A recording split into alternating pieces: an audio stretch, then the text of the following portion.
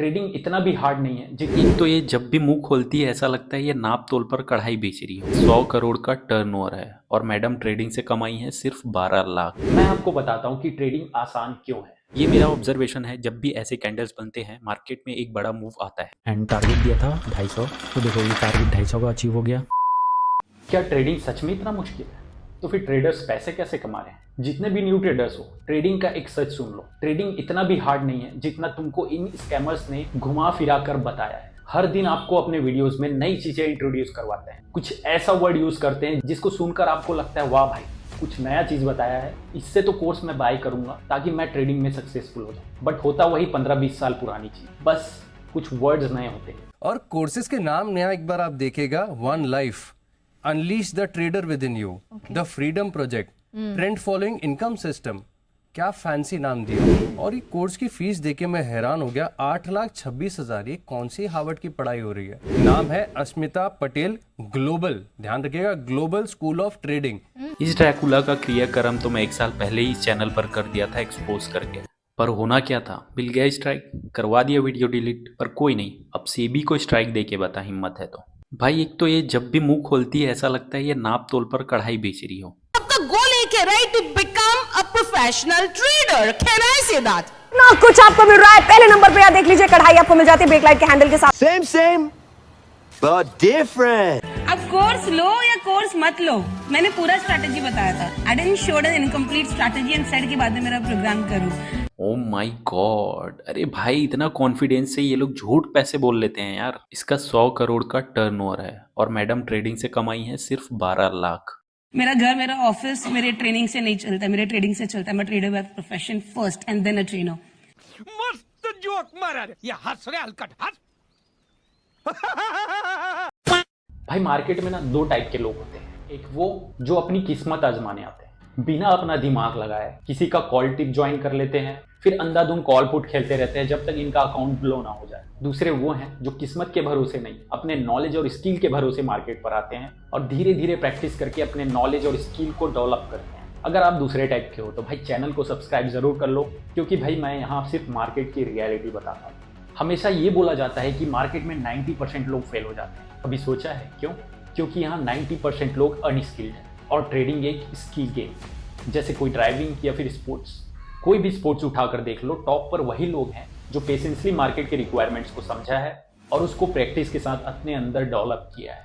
And sports में अपने आप को प्रूव करने का बहुत कम मौका मिलता है, एंड वही ट्रेडिंग में अपने आप को प्रूव करने के हजारों मौके हैं। और यही इसका पॉजिटिव साइड है और यही निगेटिव साइड है। और पॉजिटिव इसलिए क्योंकि यहाँ बहुत मौके मिलते हैं अपने आप को प्रूव करने के, और निगेटिव इसलिए क्योंकि आपको बहुत सारे मौके मिलते हैं इसलिए आप ट्रेडिंग को सीरियसली नहीं लेते हो, आप अपनी स्किल और नॉलेज पर काम नहीं करते हो, बार बार आते हो, गैम्बलिंग करके चले जाते हो और पूरे पैसे खत्म होने के बाद ये बोलते हो कि स्टॉक मार्केट गैम्बलिंग है। मैं आपको बताता हूँ कि ट्रेडिंग आसान क्यों है। यहाँ पर आपको सिर्फ 3 चीज़ों का ध्यान रखना पड़ता है। पहला स्ट्रैटेजी, दूसरा रिस्क मैनेजमेंट, तीसरा पेशेंस। एक सिंपल सा स्ट्रैटेजी फॉलो करो जो कि आपने खुद मार्केट में ऑब्जर्व किया है, ना कि वो जिसको किसी ने आपको बताया हो। फॉर एग्जाम्पल मैं आपको अपना ऑब्जर्वेशन बताता हूँ। ट्रेड लेने से पहले मैं 1 आवर टाइम फ्रेम पर ट्रेंड देखता हूँ। मनी कंट्रोल पर ओवरऑल मार्केट का सेंटीमेंट कैसा है ये देखना भी जरूरी है। प्रीवियस डे का क्लोजिंग एंड आज का ओपनिंग एंड कितना % गैप अप ओपन हो रहा है, कितना % गैप डाउन ओपन हो रहा है, ये सब देखना भी जरूरी है। अगर मार्केट का सेंटीमेंट पॉजिटिव है और अगर गैप अप ओपन हो रहा है तो आंख बंद करके बाय नहीं करना है। उसके साथ साथ मैं की लेवल भी आइडेंटिफाई करता हूँ, जैसे सपोर्ट एंड रेजिस्टेंस। उस लेवल पर एटलीस्ट मार्केट 15 से 20 मिनट टाइम स्पेंड करना जरूरी है। यहीं पर बड़े प्लेयर्स भी एंटर करते हैं। उसको आइडेंटिफाई करने के लिए मैं 3-4 कैंडल देखता हूँ, जैसे स्पिनिंग टॉप, उसके अंदर इनसाइड बार, डोजी, या फिर कोई छोटा स्पिनिंग टॉप, या फिर कोई रिजेक्शन कैंडल। ये 3-4 कैंडल बनते हैं, फिर ब्रेकआउट या ब्रेकडाउन के अकॉर्डिंग मैं यहाँ पर डायरेक्शन चूज करता हूँ और फिर मैं ट्रेड ले लेता हूँ। ये मेरा ऑब्जर्वेशन है, जब भी ऐसे कैंडल्स बनते हैं मार्केट में एक बड़ा मूव आता है। और इंडिकेटर पर मैं प्रीमियम चार्ट पर सिर्फ और सिर्फ वीवैप यूज करता हूँ। ट्रेड लेने से पहले मैं ये मेक श्योर करता हूँ कि प्राइस वीवैप के ऊपर ही हो। तो चलो उसको एग्जाम्पल के साथ बैक टेस्ट करके देखते हैं। तो भाइयों, जैसे कि मैंने आपको अपनी स्ट्रैटेजी बताया, वो स्ट्रैटेजी हम लोग यहाँ पर बैक टेस्ट करते हैं।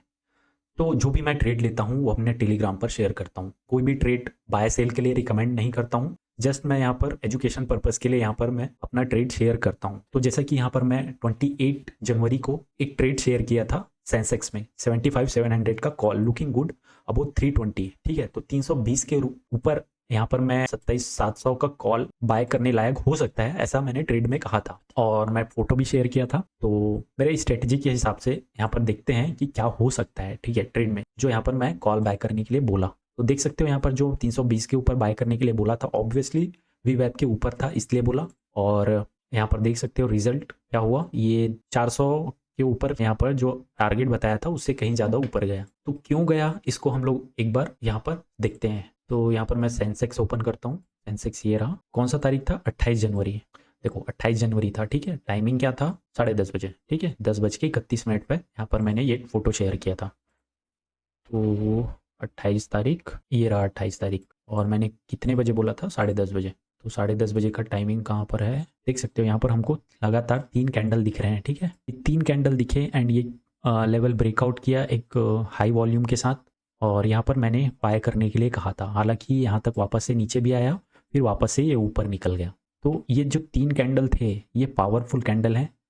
बाय करने का एक ये भी रीज़न था कि यहाँ पर बहुत बड़ा देख सकते हो गैप अप ओपन हुआ था। पिछले 3 FIIs के अच्छे खासे था, बाइंग हुआ था FIIs का और गैप अप ओपन हुआ था। तो मुझे लगा कि यहाँ से मार्केट नीचे तो नहीं आएगा, हालांकि ऐसा भी लगा था कि ये गैप फिल कर सकता है, लेकिन ये जो हाई वॉल्यूम के साथ ब्रेकआउट मुझे ऊपर की तरफ दिखा तो मुझे लगा कि नहीं यार ऊपर की तरफ ही निकलेगा, इसलिए यहाँ पर 320 के ऊपर बाय करने के लिए कहा और अच्छा खासा यहाँ पर प्रॉफिट हमको देखने को भी मिला। 27 तारीख को एक ट्रेड दिया था मैं निफ्टी में, 23,000 का यहाँ पर पुट बोला था 195 के ऊपर एंड टारगेट दिया था 250। तो देखो ये टारगेट 250 का अचीव हो गया।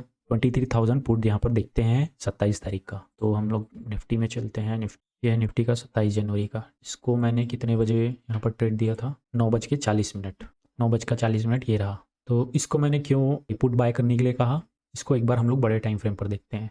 तो जैसे हम लोग यहाँ पर बड़े टाइम फ्रेम पर कर लिए, 27 जनवरी का ये ट्रेड है, ये वाला, ठीक है, 1 आवर टाइम फ्रेम पर हम लोग इसको देख रहे हैं। अभी ये जो लेवल है ऑलमोस्ट ये 6 मंथ का लो है। यहाँ से 7 जून 2014 के बाद से ये लेवल कभी ब्रेक नहीं हुआ था और ये लेवल 27 जनवरी को ब्रेक हुआ। ब्रेक होने के बाद क्या हुआ, वापस से गैप डाउन ओपन हुआ सीधा, ठीक है, ब्रेक होने के बाद। तो भाई एक ऐसा तो होता नहीं कि सीधा 6 महीने के बाद ये गैप डाउन ओपन हो रहा है और एक बार में ऊपर निकल जाए ब्रेक करके, ऐसा कभी नहीं होता है, उसमें टाइम लगता है, ठीक है। और ये टाइम लगा के ही ऊपर की साइड ब्रेक किया है। 5 मिनट टाइम फ्रेम पर अगर हम लोग देखते हैं तो ये गैप डाउन ओपन होने के बाद इस लेवल पर आता है और 5 मिनट की टाइम फ्रेम पर कंसोलिडेट होता है, ठीक है। यहाँ पर एक हमको इनसाइड कैंडल देखने को मिल रहा है। ये इनसाइड कैंडल बहुत इंपॉर्टेंट होता है। ये जो कैंडल बना है इसमें लोग हमेशा बाय साइड का सिग्नल समझते हैं, लेकिन ऐसा नहीं होता। ये रेड में पिन बार बना है, ठीक है, और ये इनसाइड कैंडल बार बना है। ये जैसे ही इनसाइड कैंडल बार बना, यहाँ पर मुझे लगा कि यहाँ पर मार्केट नीचे की तरफ जा सकता है, ठीक है, इसलिए मैंने 9:40 पे यहाँ पर पुट साइड बाय करने के लिए कहा। तो यहाँ पर थोड़ा मार्केट टाइम लगाया, उसके बाद 10:15 में ये बड़ा फॉल हमको देखने के मिला।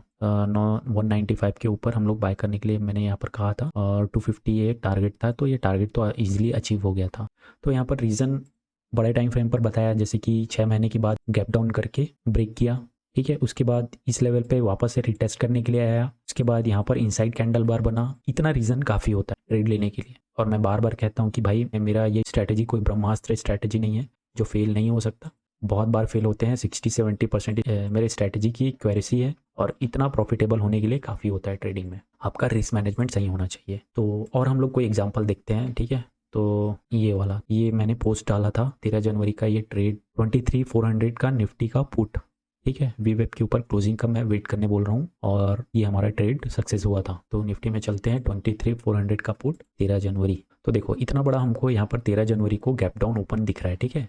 10 जनवरी के बाद मार्केट ओपन हुआ सीधा 13 जनवरी को और इतना बड़ा गैप डाउन ओपन हुआ। तो इसको हम बड़े टाइम फ्रेम पर देखते हैं और रीज़न फाइंड करते हैं कि क्यों मैंने यहाँ पर पुट बाय करने के लिए कहा। तो देखो इसमें भी हम लोग अगर बड़े टाइम फ्रेम पर देखें तो भाई ये भी इंपॉर्टेंट लेवल, हमारा जो इंपॉर्टेंट सपोर्ट जोन था वो ब्रेक हुआ था, ठीक है। ये भी बहुत दिनों के बाद हुआ, ऑलमोस्ट 4-5 महीने के बाद ये लेवल ब्रेक डाउन ओपन हुआ और ऑलमोस्ट हमको देखें तो डाउन ट्रेंड पर चल रहा था मार्केट, ठीक है। तो ये भी एक रीज़न था, डाउन ट्रेंड पर चल रहा है और गैप डाउन ओपन होने के बाद जब ब्रेक हुआ वापस से यहाँ पर आया रिटेस्ट के लिए 23,400 के लेवल पे और फिर यहाँ से कंटिन्यू फॉल हुआ। तो मैंने यहाँ पर ट्रेड बताया था कितने बजे, देख लेते हैं। मैंने यहाँ पर ट्रेड जो दिया था 11:11 में, तो देखो इसको 5 मिनट टाइम फ्रेम पर मैं कन्वर्ट कर दिया हूँ और यहाँ पर गैप डाउन ओपन होता है, तो मैं वेट करता हूँ चुपचाप। और जैसे ही इस लेवल पर आता है 11:11 में, देखो ये वापस से जब डाउन साइड निकलने की कोशिश करता है रीटेस्ट करने के बाद, और यहाँ पर हमको क्लियरली दिख रहा है 3 कैंडल स्पिनिंग टॉप यहाँ पर देखने को मिल रहा है, 3 कैंडल और एक इनसाइड बार कैंडल देखने को मिल रहा है, ठीक। और ये जो तीसरा कैंडल है ये सीधा रिजेक्शन कैंडल हम लोग इसको बोल सकते हैं, इन्वर्टेड हैमर, ठीक। और उसके बाद मैं कितने बजे दिया था, 11:11, तो यहाँ पर देख सकते हो 11:11 जैसे ही ये इनसाइड बार कैंडल बना क्लोज हुआ भाई, मैं यहाँ पर डाल दिया ग्रुप में कि मार्केट भाई नीचे जा सकता है, और अच्छा खासा यहाँ पर डाउनफॉल में हमको प्रॉफिट मिला। देखो तो ये था भाई मेरा स्ट्रैटेजी, और मेरा स्ट्रैटेजी कोई ब्रह्मास्त्र स्ट्रैटेजी नहीं है, मेरा स्ट्रैटेजी भी फेल होता है। ऑलमोस्ट मेरे स्ट्रैटेजी का एक्यूरेसी 60 से 70% है, और इतना काफ़ी होता है ट्रेड में प्रॉफिटेबल होने के लिए। अगर आपका रिस्क मैनेजमेंट अच्छा है तो आप 50% एक्यूरेसी के साथ भी अच्छे खासे प्रॉफिटेबल हो सकते हो। इसका एग्जाम्पल मैं यहाँ पर बताता हूँ। मान लो एक मंथ में आप लोग 20 ट्रेड लेते हो, 10 ट्रेड आपका प्रॉफिटेबल होता है, 10 ट्रेड आपका लूजिंग ट्रेड होता है। जिस 10 ट्रेड में आप प्रॉफिट किए हो उसमें 1000 प्रॉफिट किए हो, तो 1000 इंटू 10 हो जाता है यहाँ पर 10,000, ठीक। और जिस ट्रेड में आप लूज किए हो उसमें आपने 500 का लॉस किया है, ठीक है, तो वो 500 इंटू 10 हो जाता है 5,000। फिर भी आप 50% में 5,000 के प्रॉफिट में रहते हो। यहाँ पर भाई रिस्क मैनेजमेंट ऐसे काम करता है, और रिस्क मैनेजमेंट को अच्छे से फॉलो करने के लिए आपके पास पेशेंस होना बहुत जरूरी है। थर्ड पॉइंट है पेशेंस, क्योंकि ट्रेडिंग एक लॉन्ग टर्म गेम है, एंड लॉन्ग टर्म आपको कंसिस्टेंसी एंड डिसिप्लिन मेंटेन करना ही पड़ेगा। अगर आप नहीं करते हो तो फिर वापस से आपको स्टार्ट करना पड़ेगा, एंड प्रॉफिट को छोड़ के आपको लॉस कटिंग में फोकस करना है, देन प्रॉफिट ऑटोमेटिकली इंक्रीज होगा। डिसिप्लिन एंड कंसिस्टेंसी के लिए मैंने एक व्हाट्सएप ग्रुप बनाया है, जहां पर मैं आपको डेली कंसिस्टेंसी और डिसिप्लिन को लेकर एक लेसन दूंगा, एंड मैं ये बोल सकता हूं कि अगर वो लेसन आप लोग रेगुलरली फॉलो करोगे तो आपके ट्रेडिंग में सक्सेस होने का चांसेस और इंक्रीज हो जाएगा। तो जरूर वो ग्रुप ज्वाइन कर लो, एंड अगर आपको ये वीडियो पसंद आया होगा तो वीडियो को लाइक करके चैनल को सब्सक्राइब जरूर कर लो। मिलते हैं नेक्स्ट वीडियो में, तब तक के लिए टेक केयर, बाय बाय।